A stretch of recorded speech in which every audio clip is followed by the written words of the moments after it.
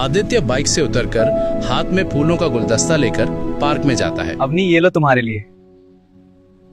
क्या हुआ? कुछ नहीं। तुम खुश नहीं लग रही। क्या हुआ? तुम मुझसे प्यार नहीं करती क्या? प्यार तो करती हूँ, लेकिन प्यार से ही जिंदगी नहीं चलती। मतलब मैं समझा नहीं। मेरे भी सपने हैं, मैं उन सपनों को जीना चाहती हूँ, एक अच्छी मॉडर्न लाइफ जीना चाहती हूँ, बड़े शहर में रहना चाहती हूँ। मैं कब मना किया? मैं मेहनत कर रहा हूँ, एक दिन ये सब होगा। इन सब में थोड़ा टाइम तो लगता ही है।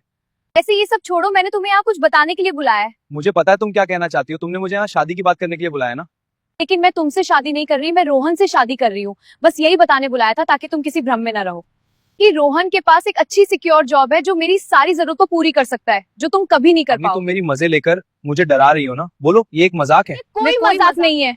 वैसे भी एक गरीब बेरोजगार लड़के से कौन शादी करना चाहेगा, जिसके पास ठीक से कोई काम भी ना हो। तुम जैसे लड़के होते ही बेवकूफ है, जो खूबसूरत लड़की की 4 बातों को प्यार समझ बैठते हैं। वैसे भी तुम मेरे पास आए थे, मैं आया था तुम्हारे पास क्योंकि मैंने एक अच्छी लड़की से प्यार किया था, जो मेरे हालातों को समझती थी, जो मुझे समझती थी।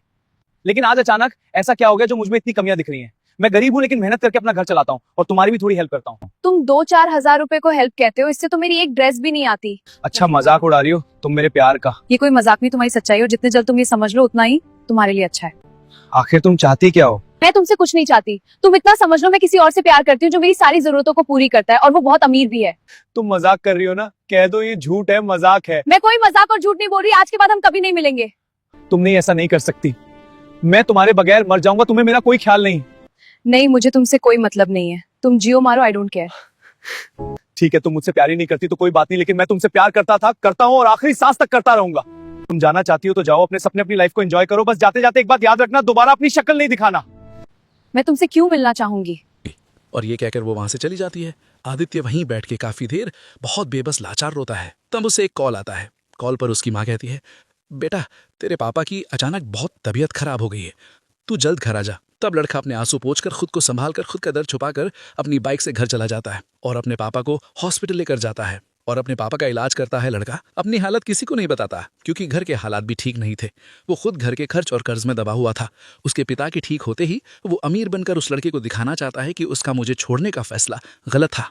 वो दिन रात मेहनत करने लगता है, लोगों की गाड़ियां धुलना, रेस्टोरेंट में काम करता है, नाइट में डिलीवरी बॉय का काम करता है। लेकिन किस्मत बहुत बेरहम होती है। वो अंदर ही अंदर कुछ बड़ा करने की सोचते रहता है, लेकिन कुछ नहीं होता। अमीर बनना इतना आसान भी नहीं, लेकिन किस्मत में कब क्या मोड़ आ जाए कुछ पता नहीं होता।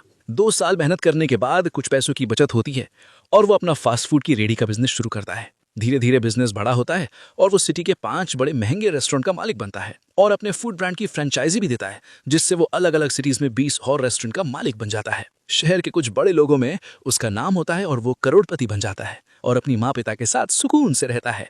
तभी काफी सालों बाद अवनी एक दिन अपने पति के साथ एक कार से आदित्य के ही किसी एक रेस्टोरेंट में डिनर करने आती है। अवनी और उसका पति अपनी कार से उतरते हैं। तभी वहां एक लग्जरी कार आती है जो करोड़ों की होती है। उस कार से आदित्य उस रेस्टोरेंट का मालिक उतरता है और रेस्टोरेंट के अंदर जाने लगता है। तभी गार्ड उसे गुड इवनिंग बोलते हैं और उसके लिए गेट खोलते हैं। अवनी का ध्यान उसी पर होता है और वो शॉक में पड़ जाती है। अवनी अपने पति के साथ रेस्टोरेंट के अंदर जाती है और एक टेबल पर बैठते हैं। लड़की का पति डिनर ऑर्डर कर रहा होता है, लेकिन लड़की का ध्यान उस आदित्य पर ही होता है। अवनी इधर उधर देखती है, तभी उसे एक रिजर्व इलाके में वो आदित्य बैठा दिखता है, जहां किसी को जाने की परमिशन नहीं होती। तभी अवनी अपने पति को कहती है, मैं वॉशरूम से आती हूँ। लेकिन अवनी वॉशरूम नहीं, रिजर्व एरिया में जाती है। मैं वॉशरूम से आती हूँ। ठीक है मैम, इस साइड जाना अलाउड नहीं है। मैं उनसे मिलना चाहती हूँ। ये कोई नई बात नहीं है। हमारे सर से तो शहर की काफी लड़कियां मिलना चाहती हैं, लेकिन हमारे सर किसी से मिलते नहीं है। क्या हुआ? कुछ नहीं सर, मैम को रास्ता बता रहा था। आदित्य तुम यहाँ कैसे? तभी गार्ड कहता है, जब तुम सर का नाम जानती हो तो क्या सर के बारे में नहीं जानती क्या? आदित्य सर ही इस रेस्टोरेंट के मालिक हैं और ऐसे ही 25 और रेस्टोरेंट के मालिक हैं। आदित्य से कहता है, सर क्या आप इन्हें जानते हैं या मैं मैम को डिनर एरिया तक छोड़ दूं? आदित्य कहता है, मैंने नहीं जानता। ये सुनते ही अवनी की आंखें बड़ी हो जाती है। आदित्य कहता है, मैं इन्हें नहीं जानता, लेकिन ये हमारी कस्टमर है और मैडम मुझसे मिलना चाहती है, तो इनकी बात को सुनना हमारी ड्यूटी है। Sorry sir. क्या हुआ? मुझे ऐसा देखकर तुम्हें शॉक लग गया? जब तुम मुझे छोड़कर गई तब से यहाँ तक पहुंचने में 7 साल लगे मुझे। आज जिस कॉर्पोरेट कंपनी में तुम्हारा हस्बैंड 2 लाख मंथ की सैलरी में काम करता है, उस कंपनी की 50% शेयर होल्डिंग मेरे पास है। तुम्हारे हस्बैंड की 1 मंथ की सैलरी जितनी है, उतनी तो मेरे एक रेस्टोरेंट की 1 दिन की सेल है। मैं चाहूं तो तुम्हारे पति को जॉब से निकालकर रोड पर लाकर खड़ा कर दूं, लेकिन मैंने तुमसे सच्चा प्यार किया, मैं कभी ऐसा नहीं करूंगा।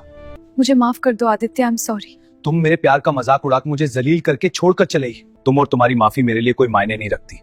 मैं तुम्हारी शक्ल भी देखना पसंद नहीं करता। अब तुम यहाँ से जा सकती हो। आज के डिनर का बिल भरने की जरूरत नहीं। मेरी तरफ से तुम और तुम्हारे अमीर पति को शादी का तोहफा समझ लेना। गार्ड, इनका बिल नहीं लेना, मैनेजर को इन्फॉर्म कर दो। मुझे पता नहीं तुमने सर के साथ क्या किया, लेकिन मैं इतना समझ गया कि तुमने अपनी लाइफ की सबसे बड़ी मिस्टेक की है, सर को धोखा देकर। आज तुम्हारे और सर के लेवल में जमीन आसमान का अंतर है। लाइफ में पैसों से जरूरत पूरी होती है, खुशी नहीं। असली खुशी और सुकून अपने सच्चे प्यार के साथ जिंदगी बिताने में है, सुख दुख में साथ देने में है। अब जीवो अपनी पछतावा भरी जिंदगी के साथ।